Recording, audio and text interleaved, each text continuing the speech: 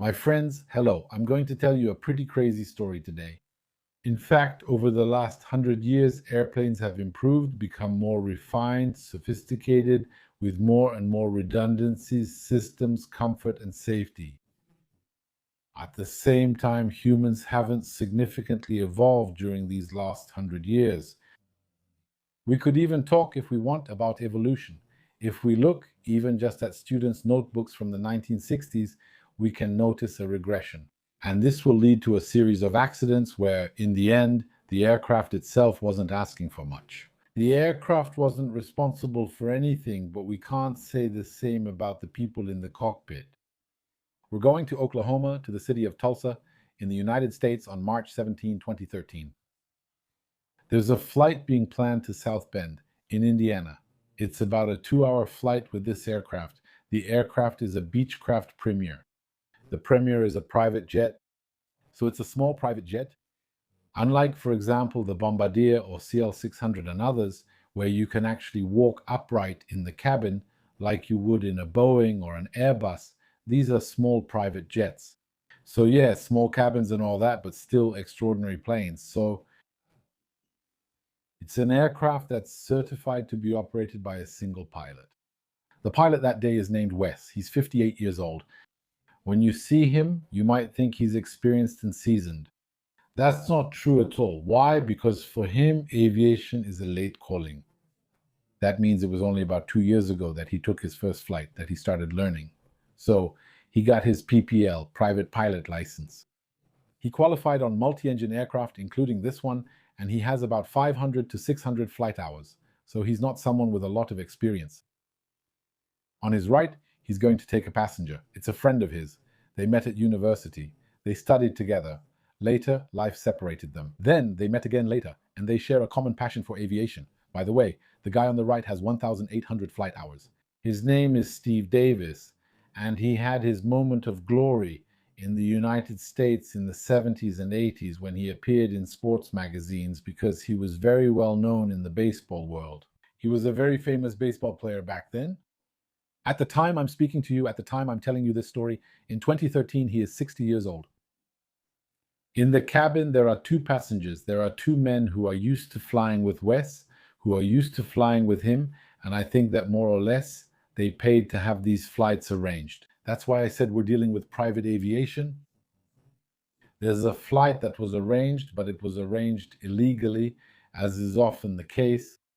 So, the aircraft lines up, takes off, climbs to flight level 410 pretty quickly. I'm telling you, these are extremely agile planes. And once it reaches its cruising altitude, our pilot Wes starts instructing his friend on the right, so he starts explaining to him how the plane works, and as the flight progresses, he becomes an instructor. Literally, he really gets into the role of an instructor. It doesn't make sense. We're on a flight with passengers, so we're not here to train anyone. And besides, he's not qualified to be an instructor. And to add to that, he's a very bad instructor. Why? Because normally, when you're training someone, you gradually delegate responsibilities to them while making sure they're always comfortable with what you're giving them, whereas Wes does exactly the opposite. It seems like he does everything to make his friend uncomfortable, throwing more and more questions and tasks at him, all to push him a little bit to his limits. Meanwhile, our passengers are relaxed. In fact, they think the two guys in the cockpit are the captain and the co-pilot, and they address them as such. They refer to them as the crew. So, our plane is going to do its 2-hour flight and then it will begin its descent. So, during the descent, we have our guy on the right who isn't qualified. On the Beechcraft Premier, he's managing the plane, he's handling the autopilot at the request and under the instructions of his friend sitting on the left. And at some point when it's time to descend, he'll start a descent by selecting a vario. That means by choosing a rate of descent. Planes, whether they're Beechcraft Premier or Boeing 737, it doesn't matter. If you set the autopilot to vertical speed mode, it will go for that speed. Let's say you set 2,000 feet per minute.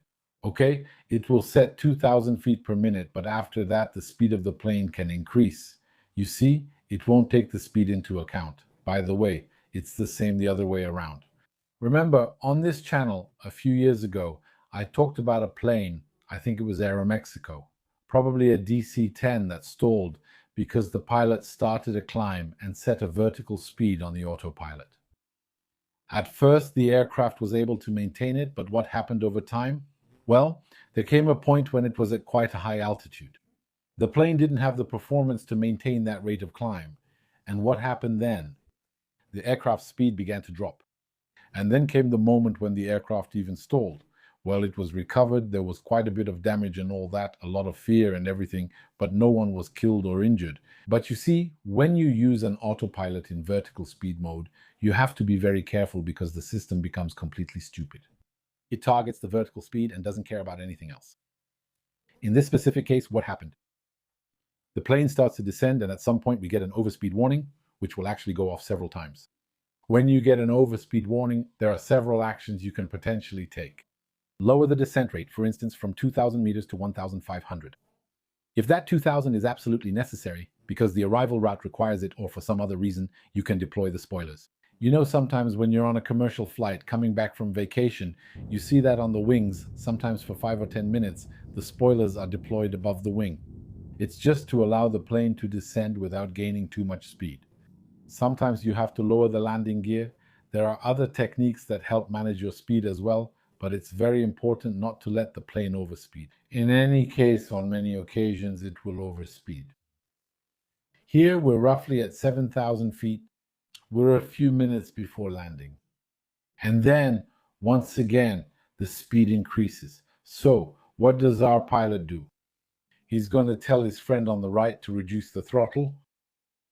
So, the guy pulls back the throttles, so there are 2 throttles. He's going to gradually bring them back to idle, to flight idle. He's going to tell him, reduce them properly, okay? So he's going to insist on the fact that you really need to pull the throttles all the way back, pull them completely. There's even wording to the effect of pulling the throttles all the way back. I'm pulling the throttles all the way back, yes, all the way. So what our guy is going to do, he's going to take the throttles, he's going to bring them back to idle, and once he reaches the idle stop, how does he really pull the throttles?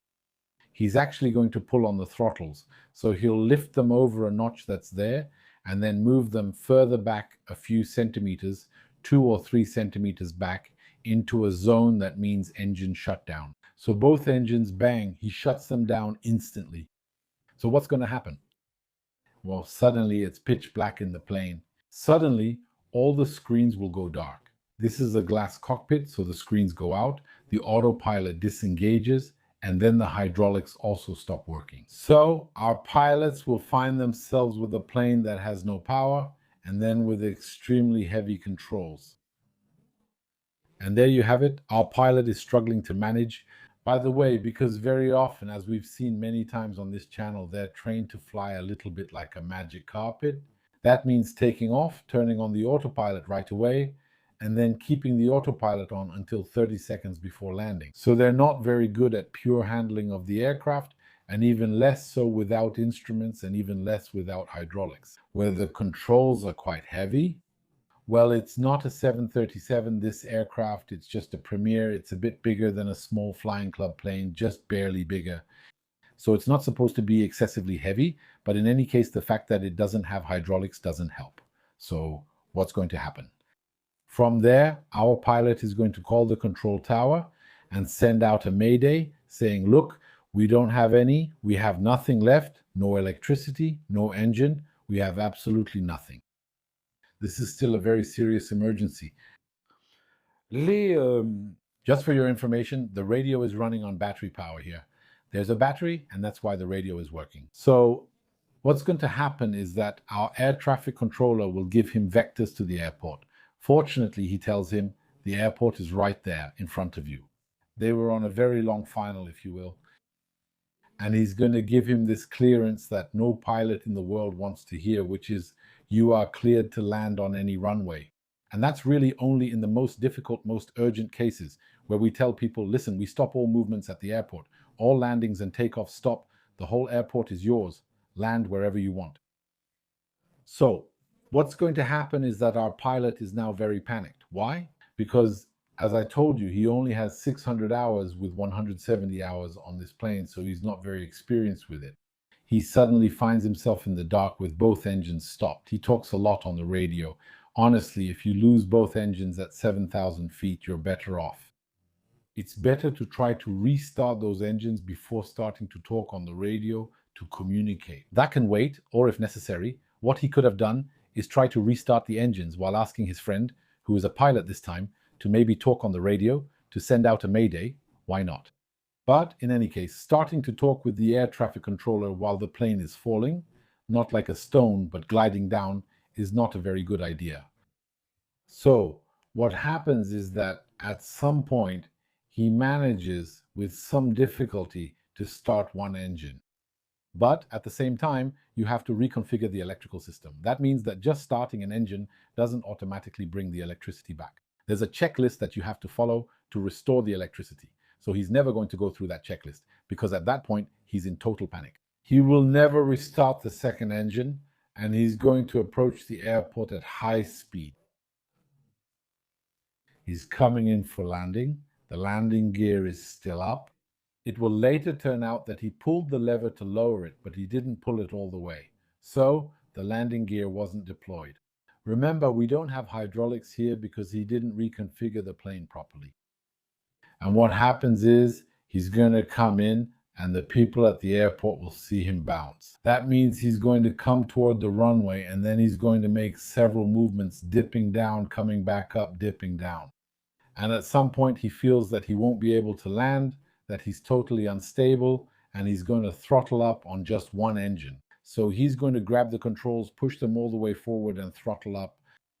The aircraft will climb, it will turn, and at that moment our pilot starts to slowly lose control because flying on just one engine is something that's practiced many times in the simulator and all that. In reality, many pilots, especially those with little experience, are able to handle this properly. Because in reality, that aircraft on just one engine could have taken off. It could have even returned to Tulsa, Oklahoma, the place where it took off from. It could have flown for 2.5 hours on a single engine and landed at the first sign of trouble.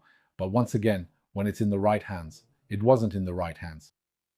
And what will happen is that it will start to lose altitude, lose speed, and at some point it's going to hit them. So it's going to crash. It's going to hit some houses. Now, the accident is pretty terrible because it's going to go right through two houses. There are some impressive images where you can see through the window of one of the houses. You can see the cockpit of the plane. You can see the nose of the plane through the window. In reality, this house you see that was literally 9/11'd by this plane, this house is no longer holding together. It means it's only standing because the plane is inside it. When it's removed, it will collapse. And actually, if you look today, the two houses that were hit on North Iowa Street, well, they no longer exist. There's an empty lot in their place. They were demolished. So the firefighters are going to arrive and all that. The rescuers are going to come in. It's very dangerous because you can smell gasoline. Since a lot of fuel was sprayed, it could have caught fire.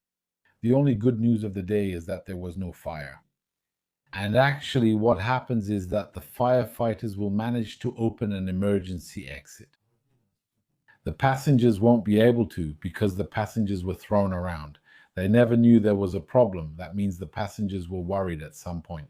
They knew we were flying on one engine but didn't realize we would crash. No one told them about the emergency landing or crash. So what happened is that at some point there was a big shock. And then when they open their eyes, they're in the dark.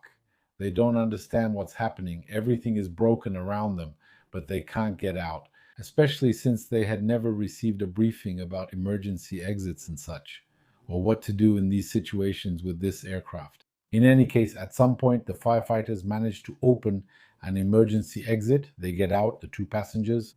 They're injured, but they're okay. Well, not exactly okay. Seriously injured, but they're not dead. Considering the dynamics of this accident, honestly, that's very good news for them. So they're getting them out. There's also someone in the house who was seriously injured. So we have 3 people who are going to the hospital. However, as for the people who were in the cockpit, that means Mr. West and his athletic friend sitting to his right. Unfortunately, both will be killed on impact. So those two. We're going to be talking more about removing the bodies than anything else. So there you go. When you look at the parts that were recovered by the ATSB, it gives you a pretty good idea of how violent the impact was. When you look at it, even just the center console, you see the center console, how it looks before normally with the two engines and all that. You see it's quite nice, full of little buttons and everything. It's very pleasant. But when you look at it afterwards, the version we picked up in the kitchen of that house, you see that the throttle levers are completely bent, everything is broken, twisted, all that. That gives you a bit of an idea of the violence of the impact, when even the throttle levers end up completely bent like that. The two guys, as I said, were killed, so they died respectively. The pilot in command and the passenger, aged 58 and 60 respectively. The plane was destroyed, two houses destroyed. And actually, that's it. We're at the end of a messed up flight that was half, as I told you, an unofficial training flight and also an unauthorized Part 135 flight. And that ended badly, as these kinds of flights often do. That's it. Thank you, my friends, for watching this video. There are more on the channel's Patreon, exclusive videos that aren't available online. And I'll see you in the next one. See you very soon.